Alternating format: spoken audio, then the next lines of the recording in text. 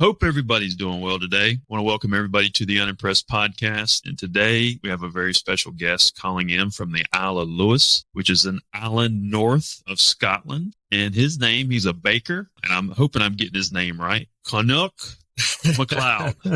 He said it's like a hammer. So welcome to the show, Coinneach MacLeod. You can say your name properly for all the viewers out there. You know, don't laugh, John, but it's a Gaelic word. And I'm sure I was a very cute 2-day-old baby because Coinneach is the Gaelic word for handsome. It's gone downhill since then. And I'm so glad this is a podcast because people then can't see. Yes, Coinneach MacLeod. How are you doing, John? Falche. I'm doing good. And it's very interesting what part of the world you live in, and thinking about how you were able to reach thousands of people and make yourself known by what you do being a baker. Tell us a little bit about that thought process. Yeah, for sure. So as you say, I'm from the Isle of Lewis. It's the most northerly of the Outer Hebrides of Scotland. And to put that into context, where I am right now, I'm closer to the south coast of Iceland than I would be the south coast of England. So I'm a wee bit north, you would say. And I started creating content as the Hebridean Baker about 2.5 years ago, genuinely with the dream of making sure that the stories, recipes, heritage and language of our island wouldn't be forgotten by the people on the island, never thinking it would resonate throughout the rest of the world. And I think it's now 23 million people have watched my videos, and I definitely know there's not 23 million people on my wee island. So Thank you to everybody who's tuned in. Being a baker on an island in Scotland, outside of Scotland, north of Scotland, I would imagine there's a lot of authenticity there when you start with ingredients and how you bake, and it's probably a lot different than how they bake here in the U.S. just from an ingredient standpoint. Can you talk about what's different between the authenticity of baking where you're at compared to some traditional things you may have seen here in the States? Well, I suppose it all comes back to tradition and family recipes. And I was very lucky that my aunt Bella taught me to bake. She's now 94, still bakes every day. Her husband, Moricha, is 95, soon to be 96. So I think the first thing is, if you want to live a long life, eat Hebridean cakes. I think that's the first lesson we're learning here. But genuinely, we're sitting by her stove one day, and she had probably our most traditional recipe bubbling on the stove, which is called a duff. It's a very simple boiled fruit cake, but there's a little bit of uniqueness about it in the way it's baked and the way it's served.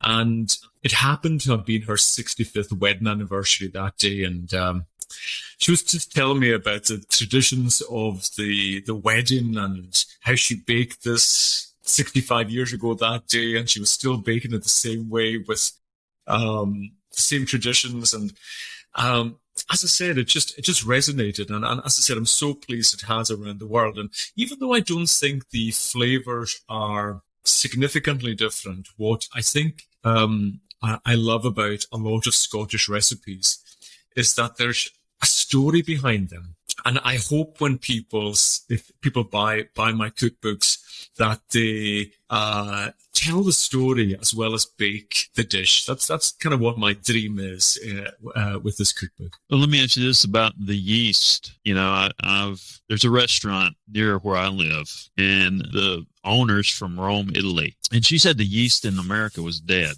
Do you have the same thought process? And what does it mean to have dead yeast? Do you know what always makes me smile is when you open your cupboards and you have maybe it's some dry yeast, you've got some cinnamon, you've got some allspice, you've got all these jars, and you think, yeah, that'll do. And then you look at the bottom and it says best before 1997, August. And you realize you haven't baked for that long.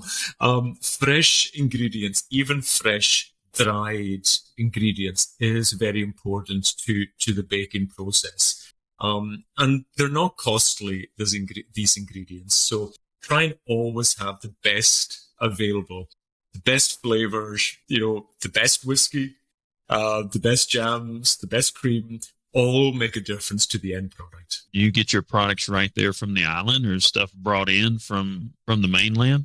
Yeah. For 6 months a year, we live completely off grid. We have what's called a hut. It's kind of lifestyle that came from when we were part of Norway, when the islands were part of Norway. They have hute. I guess in America you have cabin life, which is a little bit more glamorous than hutting life. To be a hutter, you have to live somewhere that's smaller than 30 square meters in size and doesn't have electricity or running water. So that's what we do for a lot of our year. And so, yes, the only way to get to our hut is by canoe. So you can imagine every few weeks kind of heading down the canoe with a supermarket shop is very important, because if you forget something, well, you're not eating it for a few weeks. But yeah, a lot of stuff comes from the mainland, and I love a trip to the mainland and get wowed by the supermarkets. I literally feel like, a kid in a sweetie shop as I go to the mainland and pick up all my extra treats for sure. What are your ancestors from that part of the world? Yeah. So, if you go back to about 800, that's when the Vikings arrived on our island. Previous to that, we had visited from Ireland, and that's where our language came from. So what you probably know as Irish Gaelic, or Gaelica as we call it, came to our island, and we mucked around with it a wee bit. And now that's my first language, the language of Gaelic, or Scottish Gaelic. The big difference is, by the time it got to our island, the Vikings had decided to come and do some marauding and shenanigans on our island for 400 years. So, for example, 99 of the 113 villages on our island are Old Norse or Norwegian names. And so I would say about 40% of our language is Old West Norse. And a lot of our influences still do come from that area. MacLeod, as you might know, John, Mac is the Gaelic word for son. And George was the last king of Norway when the Hebrides were part of Norway. So I can kind of follow my line back through great-great-grandfathers who didn't really leave even my village, never mind left the island, but eventually back to the kind of Nordic kingdom around kind of about 1100 or so. So it's a very strong Viking influence on our islands. Even our accent is quite different from the rest of Scotland. Today I was doing a radio interview for an English show, and the presenter said I sounded like the Swedish chef from the Muppets. And I'm not too sure if that was supposed to be a compliment. I took this a huge compliment, but I don't know if it was supposed to be a compliment or not. What would y'all consider indigenous people in that part of the world? I mean, did you study indigenous people in that area, and was that part of your childhood of learning, or what did that look like? It's not a term we use, but we should use it, to be honest with you. But it's not a term we use for the Gaeltach, as we say, which is the Highland and Gaels, the Gaelic folk of our islands. But certainly growing up, our experience, this is when I'm kind of being challenged a little bit politically, because we are still part of Britain and our education is influenced by that. So growing up, sometimes you don't learn about what is on your own doorstep. But fortunately for me, I did kind of strive to learn more about my islands, about our heritage, and also where our people went as well. We were taken off our lands over the kind of last 200 years. And there was a concept called the Highland clearances, where the landowners decided it was financially better to have sheep or cattle than people on their land, and sent a lot of people from the islands to Canada, so Nova Scotia, of course, New Scotland, Cape Breton, North Carolina, and a lot around the east coast of the US, which is a joy now because our heritage I went to Cape Breton on a book tour last year, and I spoke as much Gaelic there that I do at home. It was just wonderful. And knowing when my book tour hits the US, I hope to kind of share that with many people who have Scottish connections. What did you say you called the indigenous people? What did y'all refer to them as? The Gaeltacht. Yeah. Now, what did they look like? Oh, I mean, if I was related to them, I'm saying a good looking bunch, John.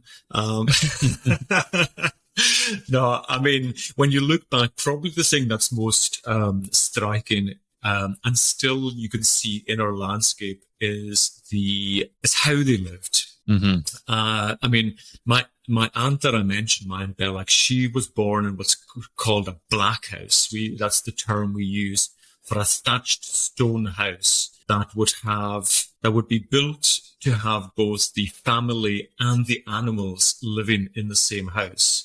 And the only divide between the two would be a central fire made with peat between basically to keep the warmth from the cattle would also keep the family warm. And so it wasn't until the 40s and 50s that people on the islands moved to, again, it seems strange terminology because it's translated from Gaelic, but we call the traditional houses black houses, and we call, I don't know, normal houses or our houses now, we call them white houses. And the reason why they were called white houses or that version in Gaelic is because they had electricity. And so you could light up the house. They were white when the lights went on. And so you can still see across our landscape the stone thatched houses that our ancestors were in. And I think it's those types of things that are most identifiable and quite unique to our island. We had the concept of brochs as well. And you had brochs on the land and brochs on islands. And they would be a very tall circular, part stone, part wood, where probably the more senior family in the village would live, but there were also lookout points. So if the Vikings were coming over the hill, then at least you had maybe a minute or two's warning before they came to say hello. It's an oddity there that they would live in the same house as the animals. Do you think there was a communication, because they say that at some point that, in our time period that humans and animals could communicate, right? Do you think there was some kind of thread of that thought process? I couldn't say if that's the case or not, but I certainly know my brother is a sheep farmer. He has around 500 sheep and they know him. Like they really know him. I'll walk towards the sheep and they'll run the other direction. When my brother Murdo walks towards them, they're coming to say hello, and he knows every single one. He looks at their face and says to me, "Do you remember their mother?" And I'm like, "Murdo, no, I don't remember that sheep's mother." But they're definitely for those who are, and I'm sure many of your listeners are passionate about be it produce, vegetation, or their farm animals. Then there is an absolute connection between you and them for sure. And what do you do for fun? I mean, does it get warm or is it cold all the time? I mean, living in a cold environment. I mean, what do y'all do? Where do you have fun? Where do you have excitement? What's the temperature like all the time? Well, I'm not very good at Fahrenheit, so apologies. We still work in Celsius, but to put it into context, our average winter temperature is about 0. So it doesn't get ridiculously cold. The wind chill is the extreme thing. When you look over my hill on the next thing is America. There's nothing in between me and you right now. So the storms that come off the Atlantic are wild, really wild. For us to have 100-mile-an-hour gales, it's just like a normal kind of day-to-day, week-to-week occurrence. We don't get much daylight in the winter. We normally get about 3.5, 4 hours of daylight. But then summertime is where everything flips, where we nearly have, 24 hours a day of light, maybe not fully daylight, sunlight, but light for 24 hours. For fun, I think, again, community is very important to us. Music is very important to us. And it's not, I think sometimes for men, maybe singing isn't an automatic thing, but when you're a Hebridean man, singing is part of your storytelling. And so it's much more common for Hebridean men to sing and tell stories. And we have the concept of the Ceilidh. A Ceilidh is a gathering of your community. It can involve traditional dancing, it can involve singing and storytelling. And for me, I think that's probably one of the most important things on our islands is the culture of Ceilidh and community that comes with that. And there's usually a few drams, a few whiskies drank and a few spins around the dance floor as well.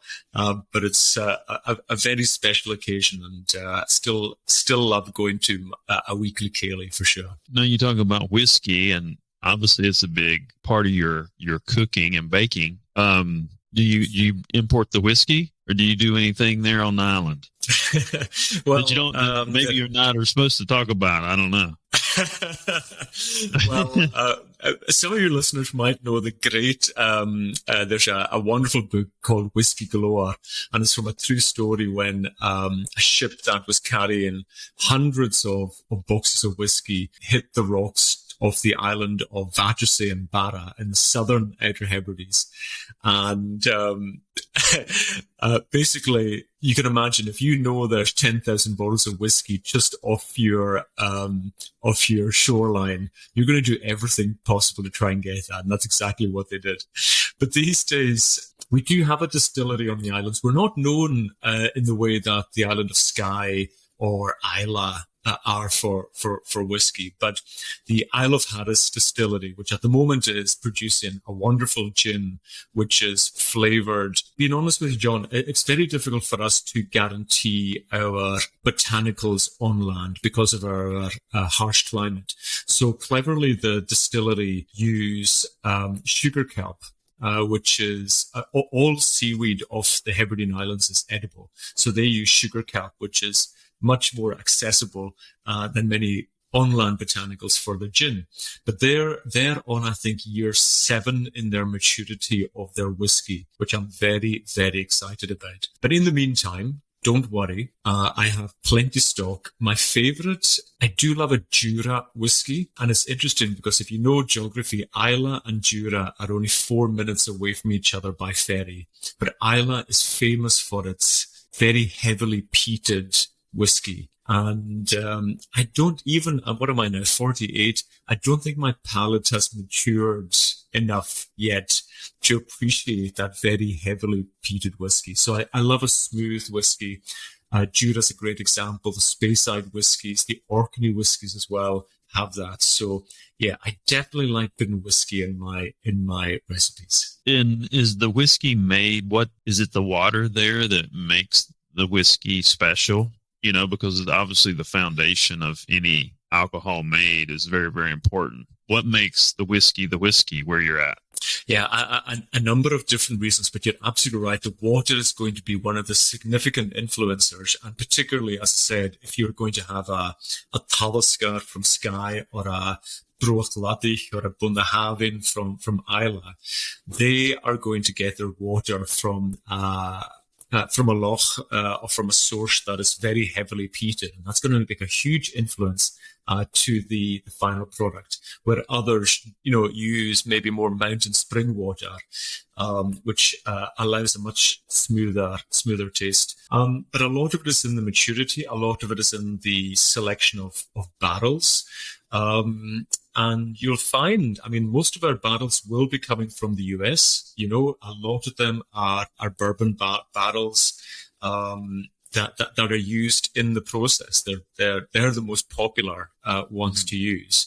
But, it's, as I said, fortunately for me, by by selecting a different whiskey does totally change the flavors, and I would choose certain whiskeys for certain things.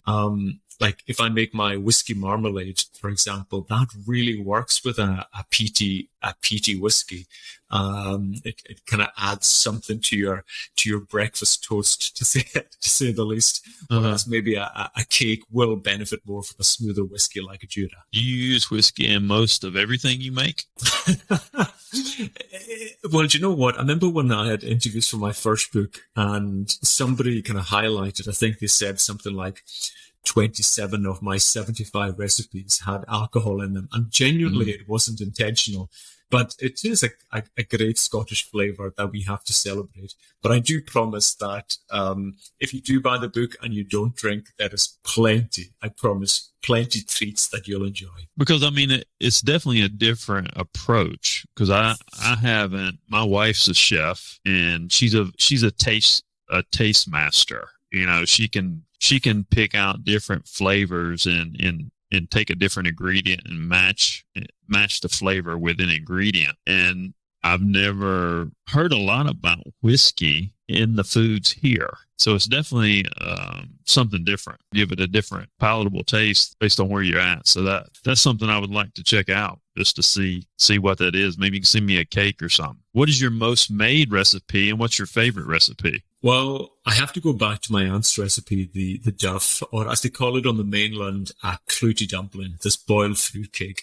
If there's any of your listeners who are single and might be interested in getting married to a Hebridean man or woman, if they can learn how to make a duff, get a one-way ticket to the Hebrides, you'll be married within the fortnight. That's the way to our heart. And there's a couple of things that make it quite distinctful. When you boil it for 3 hours in a muslin or a dish towel, but before you put the batter into it, you liberally spread the muslin with flour. And what that does, it creates quite a thick skin on the fruitcake. And I mean, I love it. I know plenty of people that take the skin off, but for me, the skin is part of it. But it's actually more the process of even how we eat it. Day one, we have the duff, just like a cake. You slice it, you have it with a cup of, tea or coffee. Day two, it's more like a dessert. You pour vanilla custard or cream on top. But every Hebridean waits for day three. And day three, we fry it with black pudding, with sausage, with bacon and eggs, and we have it as part of a Hebridean breakfast. I'm actually salivating even thinking of having that. And so there is a real tradition to the process of even eating this. And so I think if I was only allowed to make one dish for the rest of my life, I think it would have to be the duff. But also, when you're a Scottish baker, shortbread is very important. Gotcha. And having the best shortbread recipe can make or break a Scottish baker.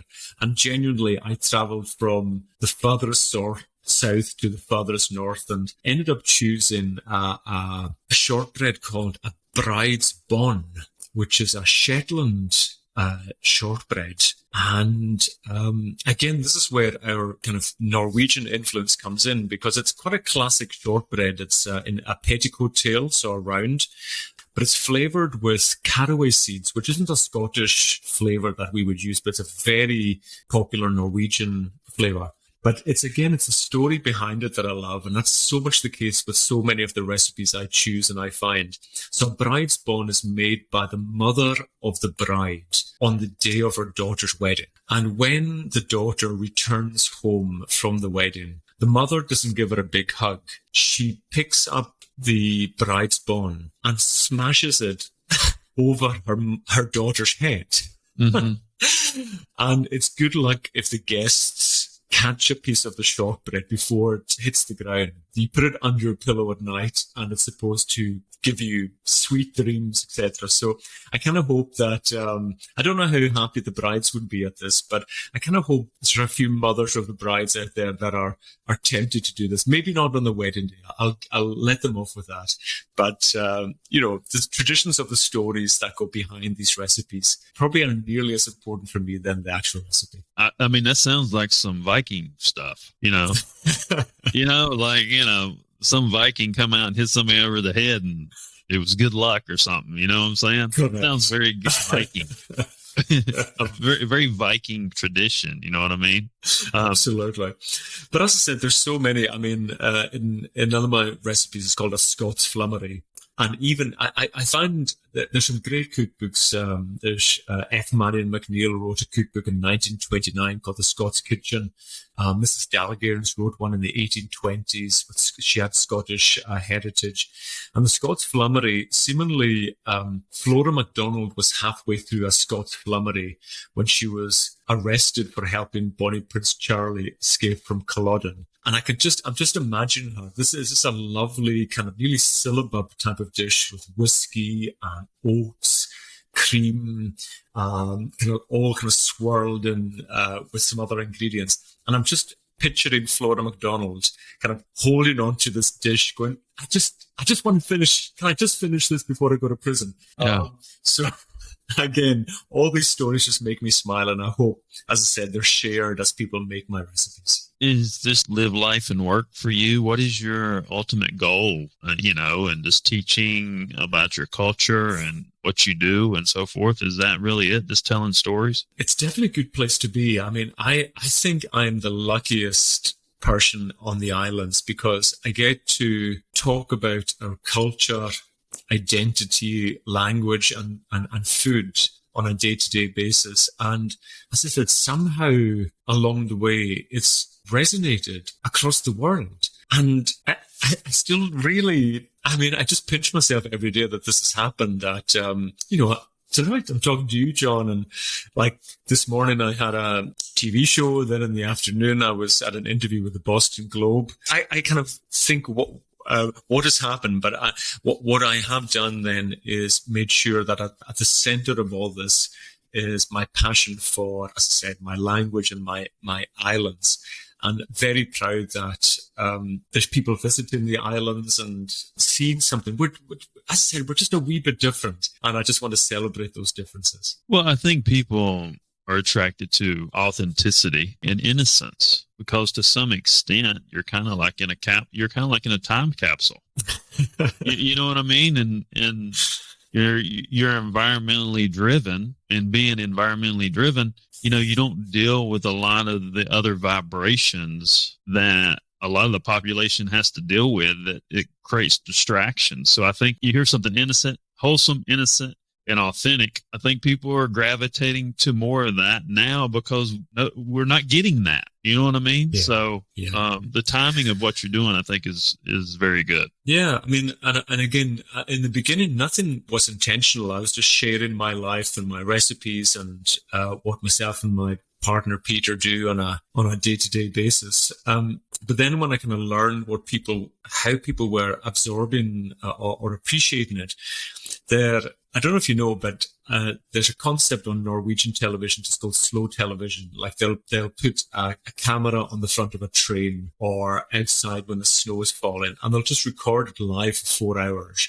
And people will just sit and watch their TV, just wondering where the train is going or what's going to happen in this wee village that where there's snow. And even when I was in the beginning, when I started creating content for TikTok, when I was watching the videos on that platform from a lot of the bakers, it was the biggest cake or the most buttercream or the most tears that you could create in this kind of confines of 60 seconds. And I just kind of took a very different approach where I wanted the 60 seconds to feel a wee bit slow and make things that people could actually make that day, not trying to make the most extravagant, but make the most accessible and just allowing people just to, as I said, slow down. There's I did this Danish radio show. I don't know if you remember, John, there was a real craze of a Danish thing called hygge a few years ago, which was this kind of lifestyle of kind of sitting by the fire with a cuppa and being cozy with your friends. And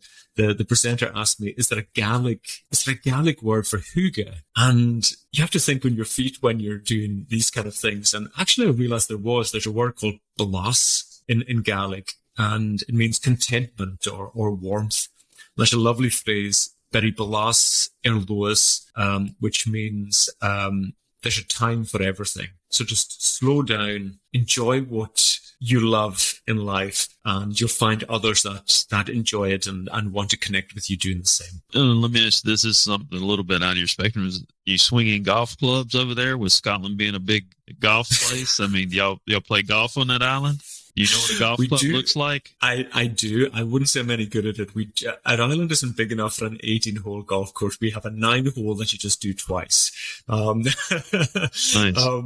But at the same time, you're right. We have some of the most spectacular golf courses and heritage of golf in the country. So anywhere from St Andrews down to Ayrshire, to Turnberry, up to Aberdeenshire. There is some very, very special places to go. I just was never bitten by that sport.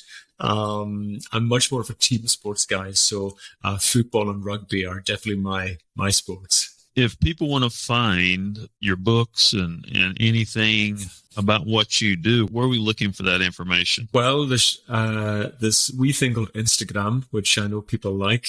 So you can tune into that at Hebridean Baker. And that's where I share a lot of my recipes and stories and what's going on in life. The cookbooks, my first cookbooks was actually the best-selling cookbook in Scotland in 2021.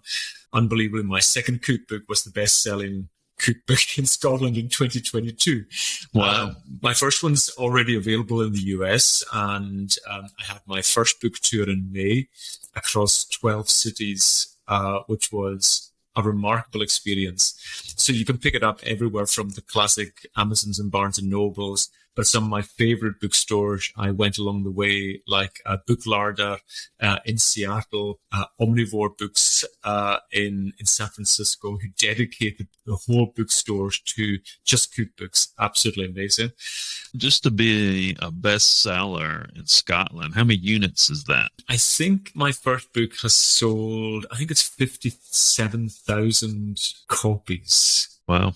And as I said, there's definitely not 50,000 people on my island. So I'm pleased there's people off my island buying it. So I mean, that's a big deal. Hell, you're the spokesman for bakers in Scotland, basically.